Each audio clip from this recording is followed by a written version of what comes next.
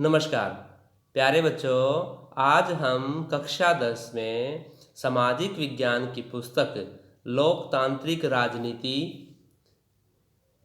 के अध्याय लोकतंत्र के परिणाम अध्याय का अध्ययन करेंगे। लोकतंत्र के परिणामों के बारे में जानने से पहले हमें पहले ये पता हो कि लोकतंत्र क्या होता है। लोकतंत्र शासन का एक ऐसा रूप है जिसमें जनता शासकों का चुनाव करती है। जो जनता है वो अपने शासकों को स्वयं चुनती है। लोकतंत्र की विशेषताओं के बारे में बात करें तो लोगों द्वारा चुने गए शासक ही सारे प्रमुख फैसले करते हैं। भी शासक कौन है? तो जनता ने चुना है जिनको, और वो सारे फैसले वही करते हैं। नंबर 2 की बात करें तो चुनाव लोगों के लिए निष्पक्ष अवसर और इतने विकल्प उपलब्ध कराता है कि वे चाहे तो मौजूदा शासकों को बदल सकते हैं।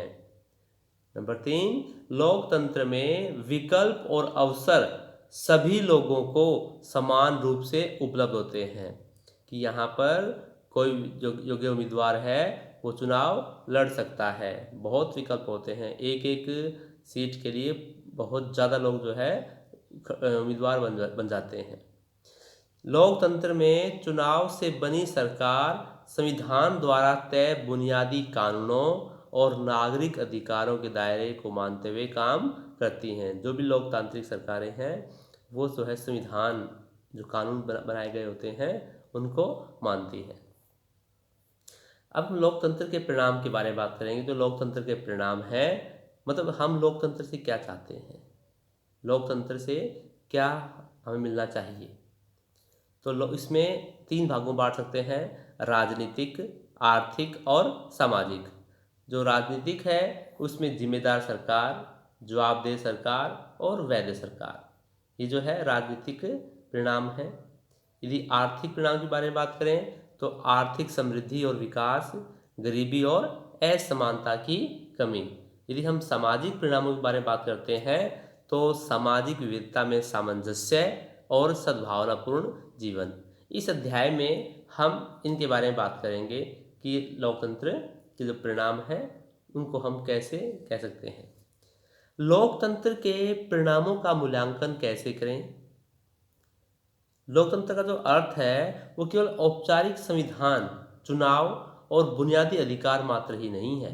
लोकतंत्र है वो केवल औपचारिक संविधान, चुनाव और बुनियादी अधिकार मात्र ही नहीं है, अपितु सामाजिक सुरक्षा, आर्थिक उपलब्धि और सांस्कृतिक सुरक्षा तथा लोगों की भागीदारी है।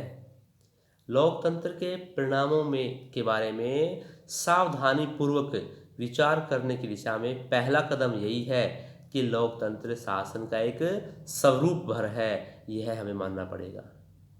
लोकतंत्र सभी सुविधा प्राप्त कराने का स्रोत नहीं है। ये नहीं है कि लोकतंत्र को मान लिया गया कि जो है हमें सारी सुविधाएं मिल जाएंगी। इसके लोगों को प्रयास करना पड़ता है, उन्हें अपनी भागीदारी जो है इसमें देनी होती है। लोकतंत्र जो है शासन की अन्य व्यवस्थाओं से बेहतर है क्योंकि नागरिकों में समानता बढ़ती है, इससे निर्णयों में बेहतरी आती है। अब क्योंकि निर्णय एक व्यक्ति के हाथ में नहीं है, ये निर्णय पूरी प्रक्रिया से होकर जो है किसी भी निर्णय को लेने के लिए एक पूरी प्रक्रिया है, उसको फॉलो करना पड़ता है, उसे मानना पड़ता है। टकरावों को संभालने का तरीका देता है। यदि किसी बात पर टकराव है तो जो है उसका भी तरीका है, उसके लिए व्यवस्था की जाती है लोकतंत्र के अंदर। इसमें गलतियों को सुधारने की गुंजाइश होती है। पारदर्शिता जो है लोकतंत्र में सबसे बड़ी खूबी है। लोकतंत्र में इस बात की पक्की व्यवस्था होती है कि फैसले कुछ कायदे कानून के अनुसार होंगे, और अगर कोई नागरिक यह जानना चाहता है कि फैसले लेने में किन नियमों का पालन हुआ है तो वह यह भी जान सकता है। यह पारदर्शिता कहलाती है। भारत में लोगों को सूचना का अधिकार, राइट टू इन्फॉर्मेशन दिया गया है, और वो जिस भी विषय के बारे में सूचना चाहते हैं सूचना प्राप्त कर सकते हैं। ये बहुत बड़ी खूबी होती है। जैसे कि हमने पहले बात की थी, जो हमारे राजनीतिक अधिकार हैं तो उसमें उत्तरदायी, जिम्मेदार और वैध शासन। लोकतांत्रिक सरकारें हैं इसलिए बेहतर कहलाती हैं क्योंकि वे उत्तरदायी, जिम्मेदार और वैध सरकार होती है।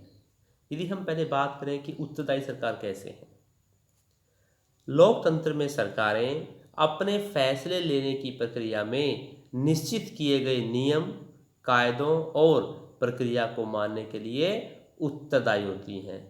इन फैसलों के बेहतर होने की संभावना होती है। अब कैसे? जैसे इन्हें विधायिका और विपक्ष का सामना करना ही होता है। यदि हमें कोई भी कानून, जो बिल है, कानून पास करना है तो उसके लिए संसद के अंदर, केंद्र सरकार के अधीन, और जैसे राज्य हैं तो वहाँ पर जो विधानसभाएं हैं तो वहाँ पर बिल पहले पेश करना होगा। विपक्ष जो है वो देखता है कि सही है, बहस होती है उसके ऊपर, तो जो है उनका सामना करना पड़ता है। जिसे आप भारत में देख रहे हो इस समय कि कोई बिल आता है तो जो है पहले वो संसद में पेश होता है, वहाँ लोकसभा, राज्यसभा के अंदर। यदि वो वहाँ पास नहीं होगा तो जो कानून नहीं बन सकता। तो क्या एक पूरी प्रक्रिया है, विपक्ष की जो है भूमिका महत्वपूर्ण इसमें होती है। जिम्मेदार सरकार, लोकतांत्रिक सरकारें अपने लिए गए फैसलों के परिणामों के प्रति भी जो है जिम्मेदार ठहराई जाती हैं। ये जो फैसला ले लिया, कानून बना दिया, अब उसका क्या फ़ायदा हुआ है, उसके लिए भी जिम्मेदारी किसकी है?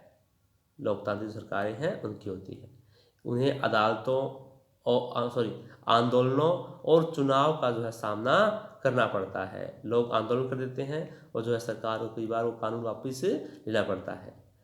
अब यदि मान लो कानून ने जो है अदालत में पास हो गया बिल, वहाँ पे मान्यता मिल गई उसको कि कानून सही है, फिर चुनाव होंगे, यदि लोगों को पसंद नहीं है तो जो है वो उसको जिम्मेदार ठहरा के उनको हटा सकते हैं, जिससे उन्हें जिम्मेदार मानकर जनता उनके प्रति अपना निर्णय लेती है।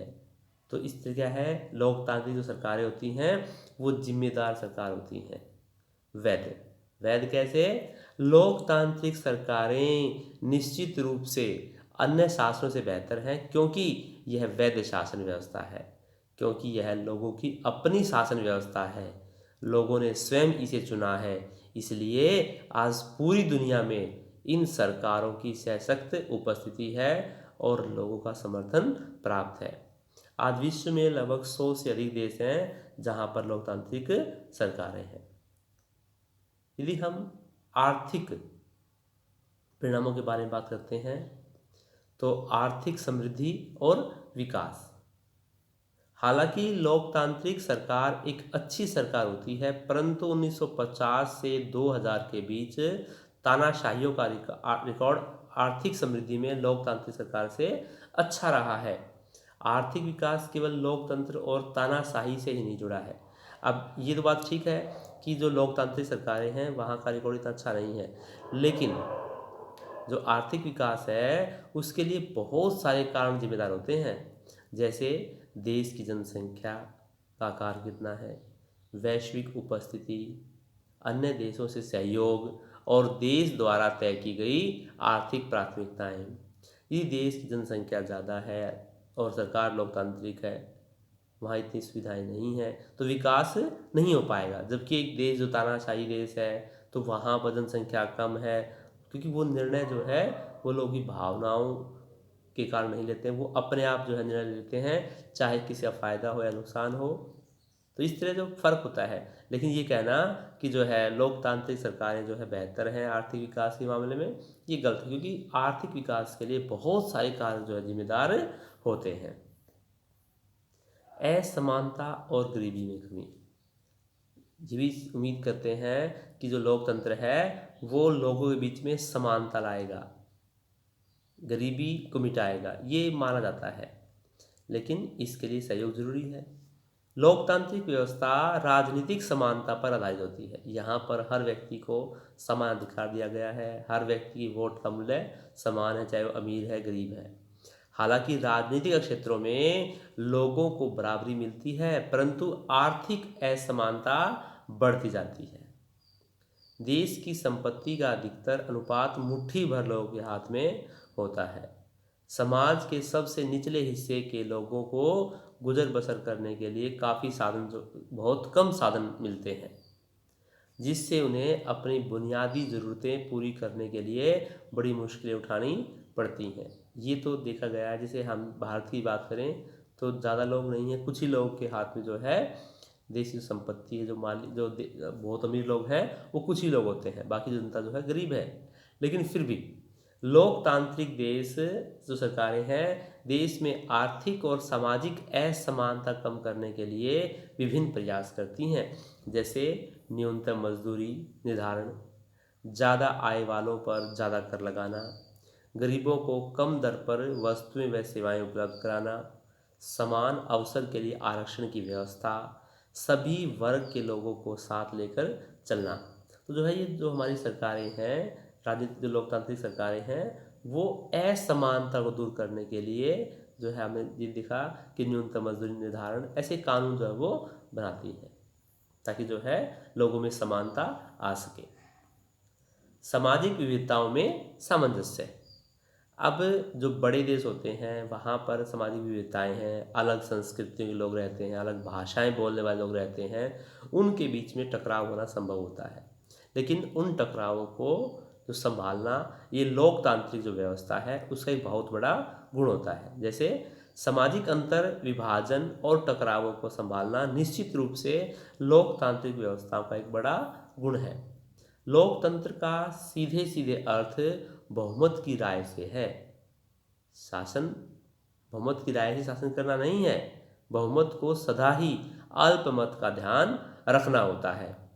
बहुमत के शासन का मतलब होता है हर फैसले या चुनाव में अलग अलग लोग और समूह बहुमत का निर्माण कर सकते हैं। प्रत्येक नागरिक को किसी न किसी अवसर पर बहुमत का हिस्सा बनने का मौका मिलता है। यदि हम बात करें नागरिकों की गरिमा और आज़ादी, गरिमा क्या होती है कि लोगों का सम्मान, हर व्यक्ति का अपना सेल्फ रिस्पेक्ट होती है।